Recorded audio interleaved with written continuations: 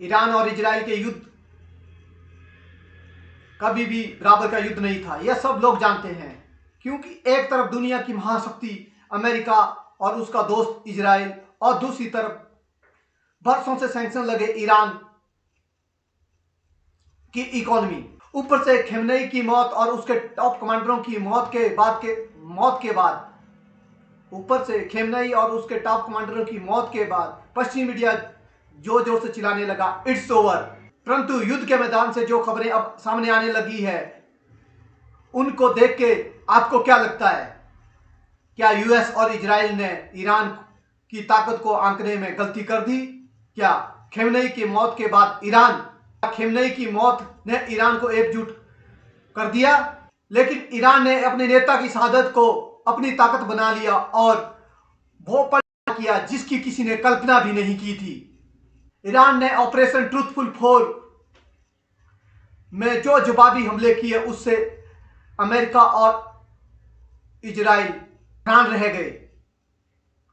यहां तक कि इजराइल के राष्ट्रपति के भवन को भी निशाना बनाया गया, तेल अवीव को धुआं धुआं कर दिया। याद में अमेरिकी दूतावास पर भी ड्रोन अटैक किए गए। कुवैत में भी अल फैजान बेस पर ड्रोन अटैक किए गए।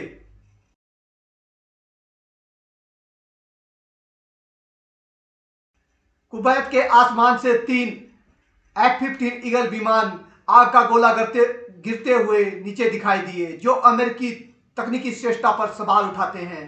दुबई में, कतर में बिल्डिंगों से निकलता धुआं इस बात का प्रत्यक्ष प्रमाण है कि जो पश्चिमी मीडिया जोर जोर से चिल्ला रही थी और विश्लेषक यह कह रहे थे कि खेमनेई को रास्ते से हटा देने के बाद सब ठीक हो जाएगा, वो अब खेमनेई की मौत के विपरीत जो हुआ उसमें जो वो था कि एक नेता मरने के बाद वहां पर 10 खड़े हो जाते हैं।